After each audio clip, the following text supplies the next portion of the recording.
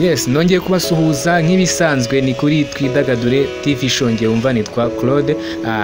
Ngarutse muri za nkuru za show bizi Twidagadure twishime, maze ubundi turye ubuzima ntibuturye. Mwifurije rero kugira amahoro y'Imana wowe wahisemo kudukandira subscribe kuri iyi channel, kandi nawe utarayikanda yikande, tujye tubana mu biganiro bigiye bitandukanye. Gusa wibuke gukora like, share na comment, ubundi tujye tubana mu biganiro bitandukanye, nawe wumve ko watanze umusanzu kuri YouTube channel.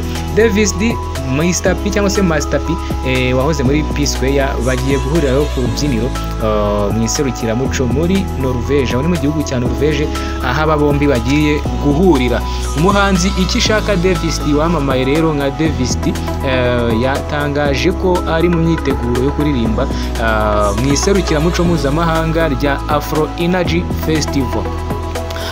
Iri rushanwa biravuga ko rizabera mu mujyi wa Bergen mu gihugu cya Norvège, ni kuwa gatanu tariki 28 Kamena 2025, aho azahurira ku rubyiniro na Master P wahoze mu itsinda rya P Square.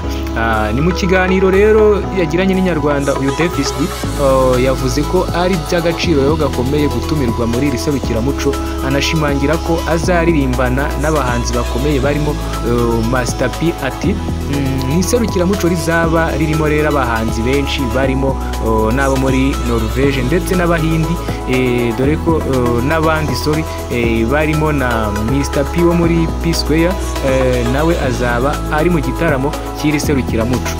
Uyu muhanzi rero ukunzwe mu ndirimbo nka Biryogo ndetse na JJ yakoranye na Platini P, yavuze ko iri serukiramuco ari kimwe mu bikomeye ku rwego mpuzamahanga, rimaze rero kumenyekana n'ihuriro ry'abahanzi b'imico n'amateka atandukanye.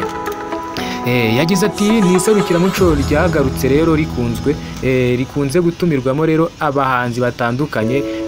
Davido itsinda rya P Square bagikora banyuze rero muri iri serukiramuco n'abandi benshi cyane, rero ngo rimaze kuba iserukiramuco rinini ku isi yose muri rusange. Davis D rero uherutse gukorera ibitaramo mu bihugu bya Suède n'Ubufaransa, ari kwitegura gushyira hanze indirimbo nshyashya yafatiriye amashusho mu mujyi wa Kigali, ndetse ahamya ko yiteguye gutaramira abanyanorvège n'abandi bazitabira iri serukiramuco. Iri serukiramuco rero ritegurwa buri mwaka mu rwego rwo guhimbaza umuco, ubuhanzi n'ubufatanye hagati rero y'abantu baturutse mu bihugu n'imico bitandukanye. Rizayoborwa rero n'umushyushyarugamba mpuzamahanga ukomeye cyane witwa MC Charlene, uzatanga ibyishimo kuva ku manywa kugeza mu rukerera. Hazabamo kandi ibiganiro bijyanye n'umuco, imyidagaduro y'abana n'ababyeyi, n'imbyino, ubuhanzi n'imurika bikorwa. Ibyo byose nibizagaragara muri iri serukiramuco rizabera muri Norvège. Niba ukunze iki kiganiro cyangwa se udukunda muri rusange, kora like, share na comment, subscribe nicyo cyambere. N'ubwa mbere uyu muhungu Davis D rero agiye gutaramira muri Norvège, akaba yitezweho igitaramo cyihariye kirimo amarangamutima, imbyino z'urusobe rw'indirimbo zagiye rero zimuhesha izina rikomeye mu muziki nyarwanda. Ku ruhande rwe na Master P nawe rero azaba ari umwe mu batambutsa ubutumwa bw'umuziki wimakaza rero ubufatanye n'umuco nyafurika ku rwego mpuzamahanga.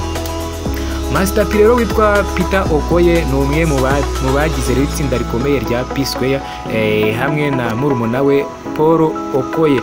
Bose urumva ni ba Okoye kuko ni impanga, aho batandukanye, umwe ni Peter undi akitwa Paul. Aba rero bamenyekanye nka Mr P na Rude Boy, aba bose ni abari bagize itsinda rya P Square. Iri tsinda rero ryashinzwe mu mwaka w'ibihumbi 2000, ubwo ni mu ntangiriro z'imyaka yo mu bihumbi 2000 gutyo. Rizamuka rifite umwihariko mu ndirimbo zihuza rero Afrobeat, R&B ndetse na dancehall cyangwa se dancehall. Rikaba ari rimwe rero mu tsinda ry'abanyafurika yagize izina rikomeye ku rwego rw'isi yose. P Square yamamaye cyane mu ndirimbo nka Do Me, No One Like You, Personally Beautiful Onyinye iyo bafatanyije na Rick Ross wo muri Amerika, ndetse hari n'izindi ndirimbo zagiye zibica zigacika, Chop Mamoni n'izindi za Alingo n'izindi zigiye zitandukanye murazizi, ndabizi muzizi kundusha. Mu mwaka wa 2017 Peter na Paul Okoye batandukanye ku mugaragaro, buri umwe atangira gukora umuziki ku giti cye, aho Mr P rero yatangiye gukora umuziki w'umuhanzi wigenga, agaragaza ubuhanga mu njyana zitandukanye no mu mbyino, dore ko azwiho kuba umubyinnyi w'umuhanga ukomeye cyane. Yakomeje rero gukorana n'abahanzi mpuzamahanga, anasohora indirimbo zakunzwe nka Cool It Down n'indi yitwa One More Night. Yakoranye rero n'umuhanzi Niniola n'izindi zitandukanye. Nyuma y'imyaka 5 batandukanye muri 2021, P-Square bongeye kwiyunga, bituma rero abakunzi babo bongera kugira icyizere cy'umuziki uhuza izi mpano uko ari ebyiri, izi mpano zombi kabisa z'aba basore babiri b'impanga bavukana, dore ko bari bafite umuziki wihariye uryoshye, buryo nta kirori bageragamo ngo kiburemo indirimbo ya P-Square. Ni mwabakunze cyane, n'ubundi baracyahari, hari igihe kizagera bakongera bakiyunga bakaduha show. Ngiye umvaga nitwa Claude, iyi ni Twidagadure TV show. Ndabashimiye, bye bye, hasta la vista.